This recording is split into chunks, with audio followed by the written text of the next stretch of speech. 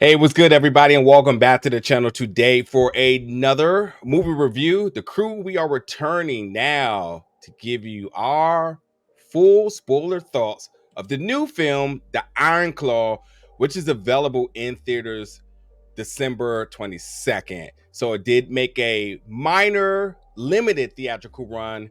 But yes, if you had not had a chance to check this out, you will get your chance December 22nd in all theaters. So our non-spoiler review is available right now. We also got some additional content. I had a chance to speak with the director. We are expecting some additional interview opportunities coming down the line. A24 seems to be mildly confident in this film and sort of making an award season push with it. And we can determine at the end of this review if we think it is necessary for them to do so or not. But nonetheless, this is that film about the Von Erichs story, the family that is deemed cursed, but truly about Kevin and his rise out of this family. But again, we did have our non-spoiler review, so you can check that out. But just to talk about that just a little bit here, gentlemen, now that we have had this sort of set now, I think we've seen it about 3 weeks ago. Reviews have dropped. People have also had their opportunity to check it out. Other folks are dropping red carpet interviews, all sorts of different content that's coming out with the film. But respectfully, we've had our chance to check it out again about 3 weeks ago. Had our time to kind of sit back, let it metabolize, decide if we want to see it again or not. All those sorts of different things. Starting off with you, Will. What's sort of your thoughts about this film now that all this time has passed? I'm glad I had some time to sit with it before we talked about it again, because my opinions of it have changed, and I've had a lot of different thoughts about it come up over time. Now, I'm coming from the perspective, as we said before, that I know this entire story. This is the wrestling I grew up with, so I know the Von Erichs backwards and forwards and all the assorted tragedies that happened with them. So being familiar with it historically makes it a different watch than from people just going into it and seeing it, not knowing that side of things.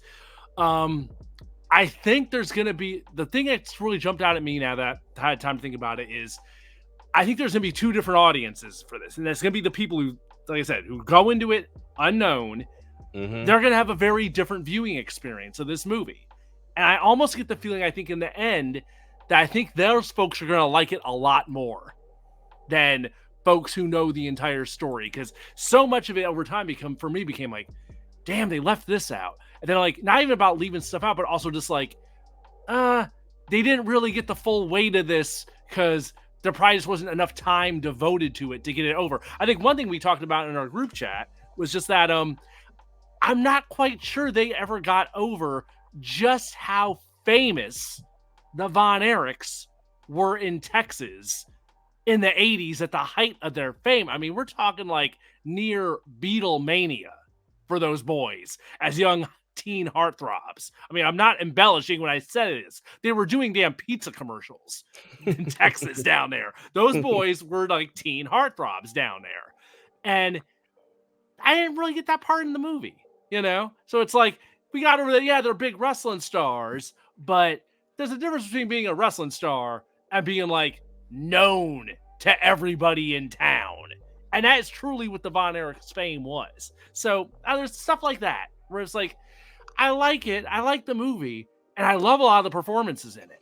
But there's stuff where I'm just like, it left me wanting more in different aspects is where it left me at. I'll start there. Getting there, Jamal? So, similar sentiment. And this is coming from, I don't have the position that Will is. I don't know them extremely well. If you watch your wrestling with somebody older than you, then they're more than likely going to talk about the Von Erichs or the Freebirds, or, depending on what territory you grew up with. But I didn't really get the sense of how important they are to wrestling, not just in Dallas, not just in the Metroplex, not just in the Southeast, but in that territory. But also as a wrestling fan that understands how the business works, the movie doesn't really get into that as well. At what point are things a work? and are scripted to be that way per the storylines of the wrestling day, and in what ways are the things real. And it doesn't, it kind of almost seems interesting that if these stories are true the way they're going, you have a savvy business owner and his kids that are working his promotion, and he doesn't seem to know the boundary of what's real and what's not. Is that indicative of how wrestling actually works, or is he maybe more of less savvy than we think he is? Running the business. So it was a bit confusing there, and then of course it did make me interested enough to go back and look at the history, and then I look at the history and go, that left out a lot of stuff. For as long as this movie is 2 hours and 12 minutes or something like that, add 20 minutes for your previews when you see it in the theater. So at 2.5 hours, or thereabouts, there were elements of the story that they did not mention at all. Period. And you wonder, well, if they told it this way, and this would just become redundant as they add more things, then they could have shortened it up a bit. So it was interesting, but I needed more from and also I needed more wrestling. Like, the wrestling wasn't exactly the most polished thing I've ever seen. It was very rudimentary for a sports movie. Because if you watch a movie where the actor, who may not have a background in that craft, is doing a thing, you go, damn, Michael B. Jordan can box. Oh, damn, what's the dude's name that was in Whiplash? Miles Teller can play the drums now. Yes, it is part of the acting, but there were points in it where I go with the wrestling, and I'm like, that was a very bad headlock takeover, or like they looked amateurish as wrestlers doing moves that we are very pedestrian moves, even for the 80s, and you go, I wish they would have put more into that, because it is a wrestling movie. They show the wrestling, but the wrestling wasn't great, and nobody ever watches the Mighty Ducks and goes, yeah, they can't, those kids can't skate. Yeah, I sort of should put Will in the middle here, because that's my thoughts in terms of this film servicing two audiences. I thought back and I thought this was a Von Erich story, and it's not to me. As I mentioned earlier, it's truly a Kevin story of the Von Erichs. This is about his sort of love for his brothers, but his survival within his family. You see him really go through a lot, and ultimately it is his resilience that gets him from point A to point B, considering all of the different things that happens around him. The thing about sports films, shall I say, is it's always the heightened theatrics that makes some of these moments feel bigger than what they really are, that looks exaggerated, which really plays into pro wrestling, because that's what it is at times. It is an exaggeration of selling and the execution of moves and so on. So it fits perfect in terms of television. And I think to kind of piggyback off of what you said, I think when you think about how wrestling was then, I think it's a testament to how far along wrestling has come now, to say and look back and say, like, that looks very vanilla.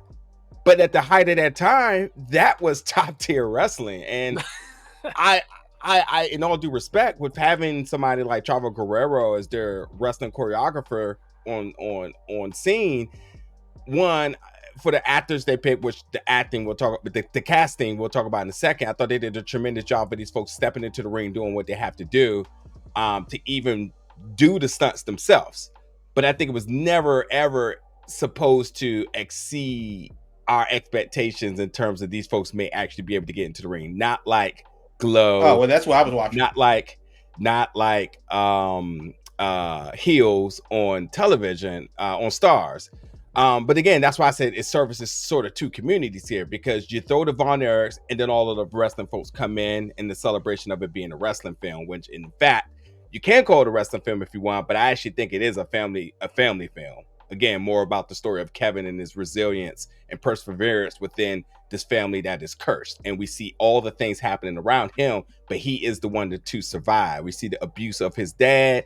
We see just the trials and tribulations with his wife and getting his wife and all sorts of things. It's truly the Kevin story. But I think there's nothing wrong with servicing different communities, because that actually gets people to come in and watch it. Is that folks says, this seems like this is for me. Let me check it out. Oh, this is an A24 project. They've had a very religious slate of films around this time of year that typically makes a lot of noise. Let me see what that's all about. And then with the casting names that they use, like, I mean, Zac Efron definitely puts butts in seats. And just down the list is, you know, Lily James and Jeremy Allen White, who's just having a fantastic year. And then Holt as well. I mean, like, those names alone say, I need to see what's kind of going on. So I think they did a really good job in taking a story that lasts 30 plus years and giving wrestling fans a little glimpse into the life of this family to make you want to research more, to make you want to invest and see what their current day-to-days are now, the bloodline of this family. And then for any cinema and movie buff, you look at this and say, well, this film was just beautiful. I thought cinematography was amazing.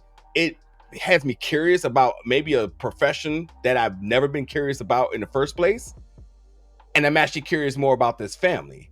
So I thought they did a really good job in putting together a film that didn't lean the meter in any direction. So I like it. I enjoyed it. I definitely think it has rewatchability. In terms of it name being called award season, that's where I'm still on the fence with. I definitely think cinematography, but I mean, there's been some very, very good pieces of cinema this year. But cinematography is absolutely there. I actually enjoyed the music as well too. And then the acting, and again, it's because it's wrestling. I don't think it gets a nod because of that, because it's very niched about the type of characters, the type of role. I mean, listen, period pieces all day, every day, automatically gets a nod. It's just the norm now. But I think this film definitely had tremendous acting. At least supporting actor here, Holt, I think, has to be looked at. One way or another, he has to be looked at here. Yeah, Holt McElhaney was chilling as Fritz von Erich. It was dead on. Being familiar with Fritz, it was dead on, and it got over the idea that, you know, in his mind, he was molding these boys to be, you know, the ultimate versions of what he envisioned the Von Erichs could be. It's like, you know, come hell or high water, this family is going to be world champions, and we are going to be something. And unfortunately, you know, he was just so hell-bent and laser-focused on that goal that no matter what the cost, that was what it was going to be. But you know, his performance is amazing. I was also really impressed with Stanley Simons as Mike Von Erich. I thought they got Mike Von Erich over really, really great as like a sympathetic, you know, a brother, because he stands out as he's different than all the rest. Yeah. He's a musician. He's artistic. He's not like the natural athlete that Kevin are. Kevin and Carrie, you know, they got the athletic background. He was doing his own thing. He wasn't, you know, wrestling wasn't athletics weren't first and foremost with him. And they did a great job of fleshing him out in a way that, like, of all when everything, you know, starts going south, when the tragedies start happening, I really thought they did the best. His hit the hardest. Yeah. I think they did a great job of getting his over. It's just like, this one of all of them is just like, you know, that's where the knife got really twisted. Right. And I think that's something I'll really get over to, like, you know, audiences in general, I think. Right. And just to give a disclaimer, I definitely suggest you all talk a little bit in more to detail. So folks, if you haven't had the chance to check out the film, please do so. December 22nd in theaters. I agree when you talk about the tragedy, because that's sort of the blanketing outline of the family. It wasn't just a pro wrestling family that had ups and downs. They were deemed and labeled as cursed. So we know this is coming at some point. Everybody's in the theater who knows the story knows at some point in this 2-hour plus film, tragedy is coming. And once tragedy hit, I agree, everybody's really didn't just land for me. Like Carrie's situation, I was kind of like, okay, but David, for sure, I was just like, oh, this is the emotional attachment that you want the audience to feel. I think especially with you labeling that this family's curse with the tragedy, we want to feel sympathize with this character for everything that he's enduring. So it didn't land across the board in everybody's situation, that these were not just isolated coincidences for the entire family outside of just other bad choices, should I say, with some. But I just never really attached to that outpour of feeling bad for all the other characters I was going through anything besides David, which then Kevin's sort of reaction to it kind of caught on late for me as well too, in terms of actually investing emotionally into what he was enduring as well too. But to give it to you, Jamal, what worked, what didn't work specifically for you, or scenes and highlights of the film that you think is must watch? Okay, so what worked for me? I think individual performances from Lily James and Hope McElhenney, were above board. I think Zac Efron. I don't know the character. I don't know his reference material, so I can't say that he was or transformed into anyone. But what I will say is that if Kevin Von Erich was just like a general, grass-fed Texas meathead, then all right, cool. That's what Zac Efron gave us, and that's pretty dead on. Overall, I think that a lot of the pacing was spot on. Like I was okay with us moving on in time, and you can, without saying it or without alluding to it, you moved on and you realized that it's the 80s now. Oh, it's the 90s now. Like, we're really moving on here. What didn't work for me is the wrestling. I didn't see why they were famous. I don't have that, other than people telling me anecdotally over the years that the Von Erichs were a big deal. I didn't see that. I will give the dude Aaron Eisenberg that played Ric Flair. When Ric Flair came into the room, even though that was a very small role, because I know Ric Flair, even he didn't look like Flair at all. He didn't sound like Flair at all. But with some AI technology, going crazy, I can see where that happens. You felt it too. I mean, as you mentioned, very limited role. What we're talking, 15. I'm sorry, no, he made 2 appearances, so 3 minutes max. Right, and it felt like a big deal. New Ric Flair or not, it felt like a big deal. Clearly the champ. He was clearly the champ, even if you didn't know he was the champ. But then there were some other moments. For example, if they have the thing with Flair, and it becomes like a work shoot type of a thing, and then they're back in the back, and I'm just like, well, wait a minute. What does the movie want me to believe? Does the movie want me to believe that wrestling is a work, or does the movie want me to believe that wrestling is a shoot? Because when you see David go off the rails and like, it's a huge thing, and then Flair's involved and it's a big deal and whatever, and Kevin goes rogue, and then they're in the back like, oh man, that was crazy, let's go get a beer. I know that happens in wrestling locker rooms, but the movie doesn't believe that it's all a work. And that was the problem that I have, because there were certain moments where the movie kept flip-flopping on its decision to make wrestling real or not. Well, what do you want me to believe? And then there were some other things too, where one of them dies. Big deal, funeral procession. Another one dies. Less of a deal. Third one dies.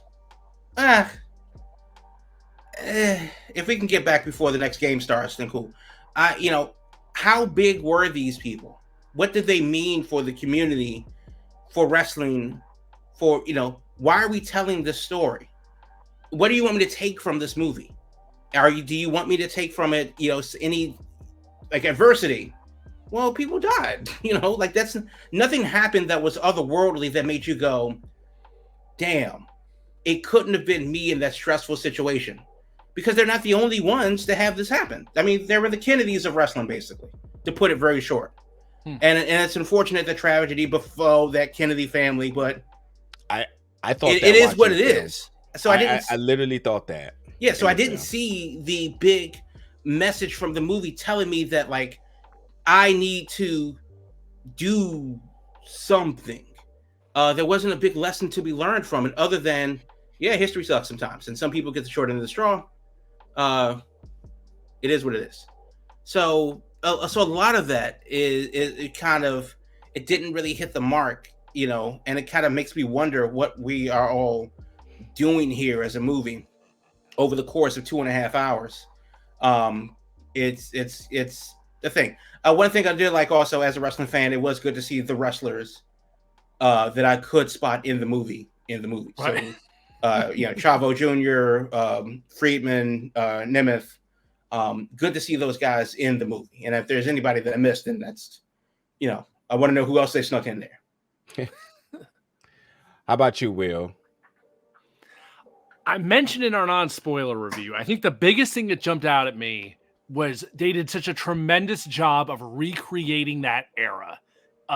Between the music, the entire feel of the sportatorium in Texas. I mean, it wasn't, down to every last little detail, but it was enough that it was like, when they got inside that building, it was like, this was damn close to watching an episode of World Class if I threw in an old damn tape.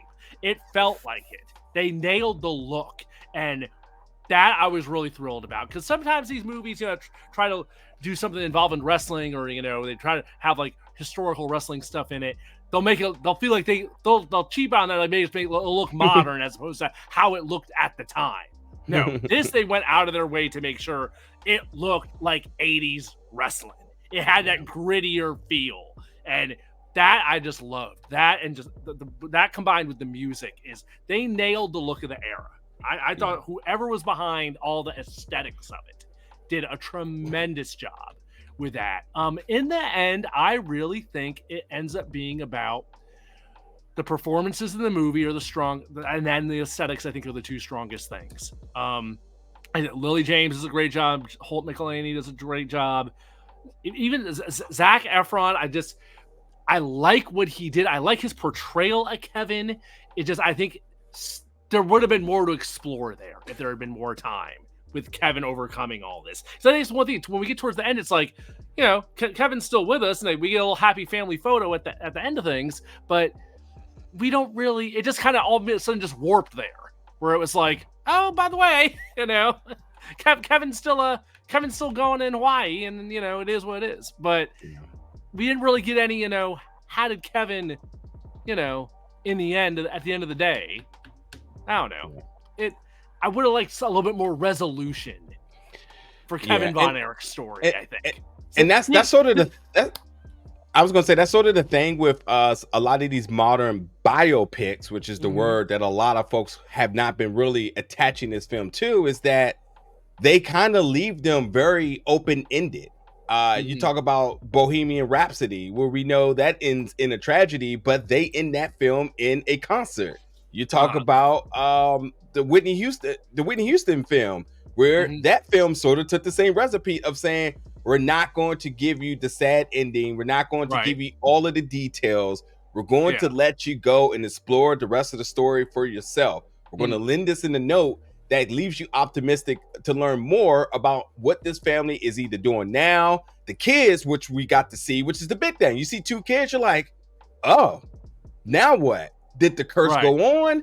Are they wrestling? Are they in the business? Are they not? What's the whole deal? I mean, Kevin made the decision for his family to say, I'm not going to continue this chain of behavior that my father instilled in us.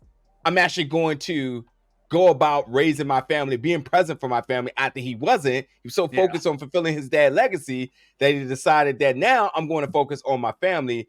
And so the question remains now is, well, what's the status of what's clearly in their DNA that every one of these boys, that he had two boys here, are almost genetic freaks to become wrestling. They all are just chiseled, and they clearly are like next in line to be a part of the business. It's in their psychology, it's in their DNA, it's in their blood. But nonetheless, you don't get all of that. It just leaves you enough to say, I wonder. And I think that's what I love about films, is especially when you're talking about something based on true events, true stories, or whatever it may be, that you go out now and you do the homework to say, right, interesting. What's the current update? You know? Right, and that's just it. This is a theatrical film. It's a dramatic film. It's not a documentary. It says at the beginning, inspired by a true story. Mm-hmm. You know, it's not, didn't even go as far as to say based on a true story. It's inspired by a true story. So they went with the idea that, okay, we're gonna hit on the majority of stuff here with this story,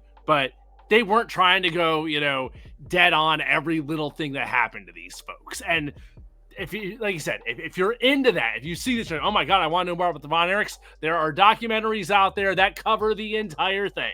Yeah. So the documentaries exist that cover the Von Erichs story if you want the full picture. So yeah. And I think for what it is, it's perfectly fine. I think I wasn't blown away by it, but in a lot of ways, I'm impressed with what they did, because so much of it in my mind from the beginning was like, how are they going to fit this huge story into one movie?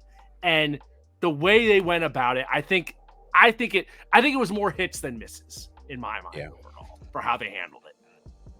Yeah.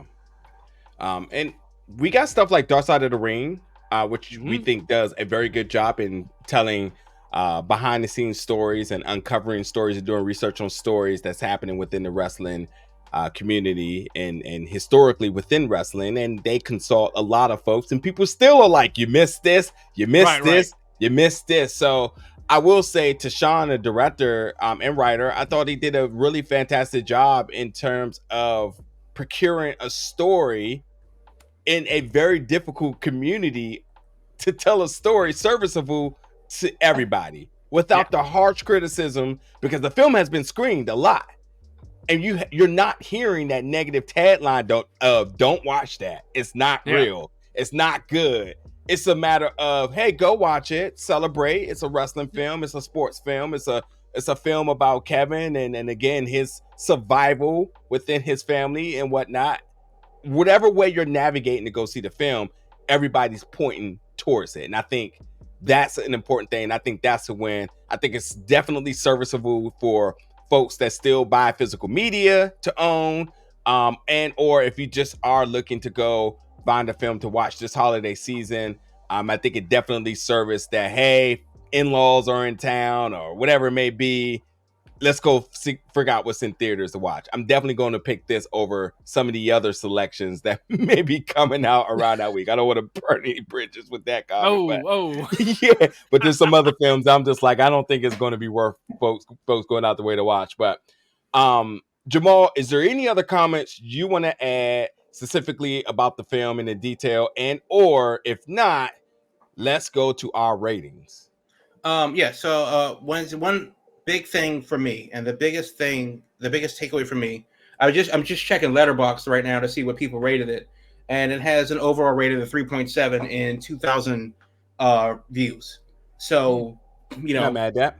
Yeah, so that's a pretty high rating for Letterboxd, because the film nerds like myself tend to grade pretty harshly. Yeah. With that said, maybe I was expecting something different from the movie. I do think that if this was centered on Kevin and his story, and the way and from his viewpoint, then maybe it may have been a more interesting tale of how one deals with and navigates this minefield of tragedy throughout the years. But as a story as a whole, it does fall short for me as the importance of this family to wrestling, as the importance of what the actual tragedy is, this so-called curse that they don't really explain how it comes, and they don't really explain how it goes. And the light bulb moment that Kevin seems to have is just to go, yeah, I won't do that anymore. And then it is what it is. So it's a lot, the things that I wish they touched on, they didn't. And the things that they kind of spent a lot of time on, Kevin's relationship with his girlfriend, then wife. That's it. She's not necessarily that super important to the story because she's just a supportive wife, which is great. But she's not a wrestler. She doesn't affect the business. She doesn't affect the boys. She doesn't stand in the way of tragedy. So it's why are we spending so much time on their relationship? There's a lot of things like that, and yeah, I am kind of nitpicking the runtime because of the fact that it's over 2 hours. It's over 2 hours plus your previews. We're looking at a 2.5 hour movie. It doesn't need to be that long for me. And then, of course, again, the wrestling was noticeably, lackluster for a sports movie. They didn't do the sport well. So does that mean that I expect Michael B. Jordan to be a boxer or Chris Hemsworth to be a race car driver? No. But I also expect the suspension of disbelief when I see it. Now, with the haircut, a lot of that in Creed. A lot of that. Yeah. True. Because as soon as they went to Dodger Stadium, I'm like, nope. But yes, right. But still, it is to the point that, like, did they go to the Shadow Realm too? It was a whole Mortal Kombat segment that they. Yeah, if you haven't seen Creed 3, this is, I don't care if it's spoiled, but that's a different conversation. About that. Yeah, they went through the multiverse and then fought every other version. He fought Mechagodzilla. It was a whole thing.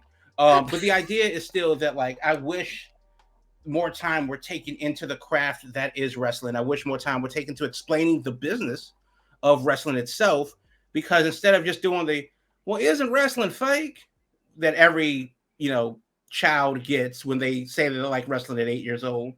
Well, it is, but it ain't, is the answer that we all give when we are trying to defend it but can't really explain it to somebody who doesn't believe. So for me, we'll get into the ratings for a second, but I thought I wanted more, basically. Yeah.